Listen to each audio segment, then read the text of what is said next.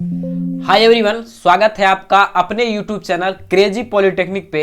हम उम्मीद करते हैं आप लोग स्वस्थ होंगे, मस्त होंगे और अच्छे से एग्जाम देकर पूरा रिलैक्स हो गए होंगे। तो आज हम आप लोग के लिए आपका एग्जाम ACS जो इस बार 6 सेम एलई वाले स्टूडेंट का हुआ है उसका ऑब्जेक्टिव का हम सॉल्यूशन लेकर आए हैं।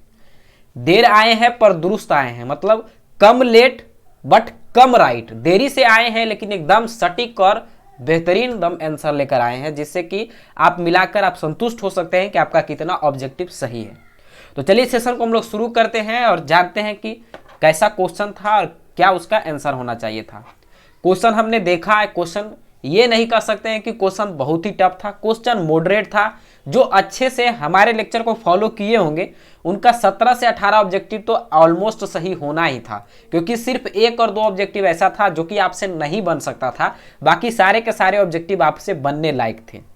तो हम लोग सबसे पहले चलते हैं क्वेश्चन नंबर फर्स्ट की ओर। क्वेश्चन नंबर फर्स्ट हमारा क्या कहता है कि close loop system is basically different from open loop control system due to. कह रहा है क्लोज लूप सिस्टम जो है वो ओपन लूप सिस्टम से कैसे डिफरेंट है।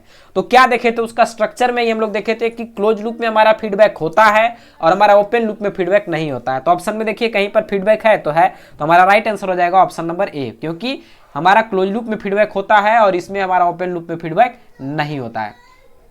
अब हम लोग चलते हैं नेक्स्ट क्वेश्चन की ओर। नेक्स्ट क्वेश्चन है controller essentially is a. Controller क्या है? तो कंट्रोलर हमारा कंपैरेटर है, सेंसर होता है, एम्पलीफायर होता है या क्लिपर होता है।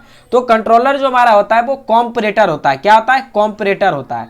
तो क्वेश्चन नंबर सेकंड का आंसर ऑप्शन नंबर ए हो गया। बहुत ही अच्छा क्वेश्चन था, सटीक इसका आंसर सबका सटीक था, जिसको कि थोड़ा सा भी अगर अच्छे से पढ़ा होगा तो वो आसानी से मार सकता था। नेक्स्ट क्वेश्चन है an ideal potentiometer should have.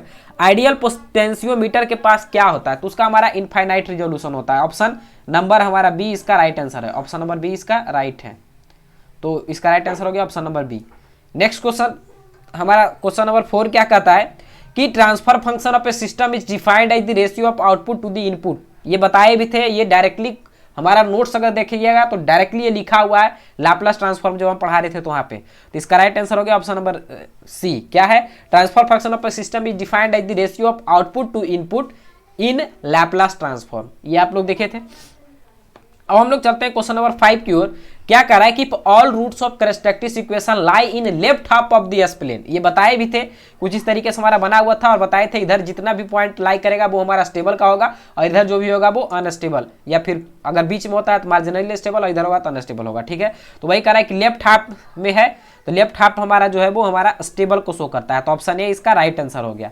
अब हम लोग चलते हैं नेक्स्ट क्वेश्चन की ओर। नेक्स्ट क्वेश्चन हमारा क्वेश्चन नंबर 6 क्या कहता है कि steady state error of a system with step input for a type 1 system. करा स्टेडी स्टेट एरर जो सिस्टम स्टेप इनपुट के लिए टाइप 1 सिस्टम के लिए होता है वो क्या होता है स्टेडी स्टेट एरर में? तो ये हमारा होता है 0 होता है। क्या होता है? सिस्टम 1 के लिए हमारा 0 होता है। ये क्वेश्चन हो सकता है आपसे नहीं बनाओ, लेकिन ये भी क्वेश्चन हमारा कराया हुआ है। क्वेश्चन नंबर 7 हमारा कहता है कि for a system to be stable, system को स्टेबल होने के लिए it is necessary and sufficient, ये एक नेसेसरी और सफिशिएंट कंडीशन है, that each term of first column of Routh array of its characteristic equation be. हर एक कॉलम जो हमारा फर्स्ट कॉलम है राउथ एरे का वो हमारा कैसा होना चाहिए? तो वो सेम होना चाहिए और पॉजिटिव होना चाहिए। जनरली वो पॉजिटिव होना चाहिए। तो ऑप्शन ए इसका राइट आंसर ज्यादा अप्रोप्रिएट है, तो इसका right answer option number A होगा। क्वेश्चन नंबर 8 की ओर चलते हैं। तो 8 नंबर क्वेश्चन क्या कहता है? The feedback of tachometer reduces the system. कह रहा है जो टैकोमीटर का हमारा फीडबैक होता है वो क्या रिड्यूस करता है सिस्टम का? तो हमारा टाइम कांस्टेंट को रिड्यूस करता है या गेन को रिड्यूस करता है? तो हमारा जो टैकोमीटर है ये रिड्यूस करता है टाइम कांस्टेंट को। किसको रिड्यूस करता है? टाइम कांस्टेंट को। ऑप्शन ए इसका राइट आंसर हो गया। अब हम लोग चलते हैं क्वेश्चन नंबर 9 की ओर। 9 हमारा क्या कहता है? द टाइप 0 सिस्टम है, थोड़ा सा गला खराब है। टाइप 0 सिस्टम है क्या है? Net pole at origin, no pole at origin, simple pole at origin और टू पोल एट ऑरिजिन। ये क्वेश्चन आपसे नहीं बन सकता था क्योंकि ये हमारा शायद हम लगता है इसको नहीं बताया था। इसका राइट आंसर है option number B, no pole at the origin. यह बताया हुआ हमको याद भी नहीं है बताया है कि नहीं। क्वेश्चन नंबर 10 हमारा है the stator winding of AC servo motor are oriented. कितना डिग्री इलेक्ट्रिकल होता है? वो आप खुद देखे थे कि ये 90 डिग्री इलेक्ट्रिकल होता था। इसका तो हम लोग स्ट्रक्चर बनाकर भी देखे थे। तो ऑप्शन बी इसका राइट आंसर हो गया। अब हम लोग चलते हैं नेक्स्ट क्वेश्चन नंबर 11 की ओर। क्या कहता है कि which of the following will constitute the state model of system. कह रहा है इसमें से कौन सा जो है वो स्टेट मॉडल सिस्टम के कंस्टिट्यूट है?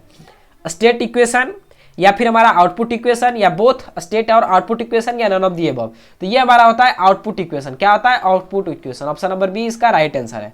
नेक्स्ट क्वेश्चन नंबर 12 की ओर चलते हैं। क्या कहता है? The initial slope of Bode plot. Bode plot का जो इनिशियल स्लोप है वो हमको क्या देता है? Give an indication of. क्या देता है?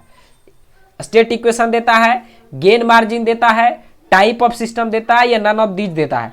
तो ये हमारा ये देता है, जो हमारा देता है टाइप ऑफ द सिस्टम देता है। कौन? हमारा बोर्ड प्लॉट। बोर्ड प्लॉट का जो इनिशियल स्लोप होता है वो हमको क्या देता है? टाइप ऑफ सिस्टम देता है कि सिस्टम किस टाइप का है। क्वेश्चन नंबर 13 में चलते हैं हम लोग। ये servo mechanism with unit step input can be categorize है। कह रहा है सर्वो मैकेनिज्म सिस्टम जो है उसमें यूनिट स्टेप इनपुट देते हैं तो वो कैसे कैटेगराइज होता है? टाइप 0 सिस्टम में आता है, टाइप 1 सिस्टम में आता है, टाइप 2 सिस्टम में आता है, या फिर टाइप 3 सिस्टम में आता है। तो यूनिट स्टेप इनपुट में जब servo mechanism unit step input पीछे वाले में हम लोग देखे थे वो हमारा टाइप 1 सिस्टम में आता है। किस में आता है? टाइप 1 सिस्टम में आता है। तो 13 का ऑप्शन नंबर बी हमारा राइट हो गया। क्वेश्चन नंबर 14 हमारा क्या कहता है? The steady state error of stable type 0 unity feedback system the unit step function. ये कॉपी का लिखाया हुआ पॉइंट है। ये हमारा होता था 1/1 प्लस के केपी। जो थोड़ा सा भी देखे होंगे लेक्चर कम था, 30 से 40-45 लेक्चर मैक्सिमम, ओवरऑल मानिए 50 लेक्चर होगा, लेकिन जो उन लेक्चर को अच्छे से फॉलो किए होंगे एसीएस का, उनको कहीं पर कोई दिक्कत नहीं होगा। चाहे वो ऑब्जेक्टिव हो चाहे वो सब्जेक्टिव हो, सारा क्वेश्चन उनसे बना होगा। क्वेश्चन नंबर 15 की ओर हम लोग चलते हैं। क्या कहता है? The time response of specification of time required for the response to reach 50% of the final value. Final value के 50% को पहुंचने में फर्स्ट अटेम्प्ट में जो लगता है उसको हम लोग क्या कहते हैं? ये डायरेक्टली डिफिनीशन है, ये कॉपी का लिखाया हुआ टोटली डिफिनीशन है। ये हमारा होता है डिले टाइम। क्या होता है? हमारा डिले टाइम होता है। ऑप्शन नंबर ए इसका राइट आंसर है। जो फर्स्ट अटेम्प्ट में जो फाइनल वैल्यू को 50% रीच करता है उसको हम लोग कहते हैं डिले टाइम। नेक्स्ट हमारा है when damping factor is less than 1। जब लेस देन 1 होगा सिस्टम में तब वो क्या होगा? Less than 1, equal to 1, greater than 1। ये तीनों कंडीशन आपको लिखाए थे कि कौन हमारा ओवर डैम्प होता है, अंडर डैम्प होता है, क्रिटिकल डैम्प होता है।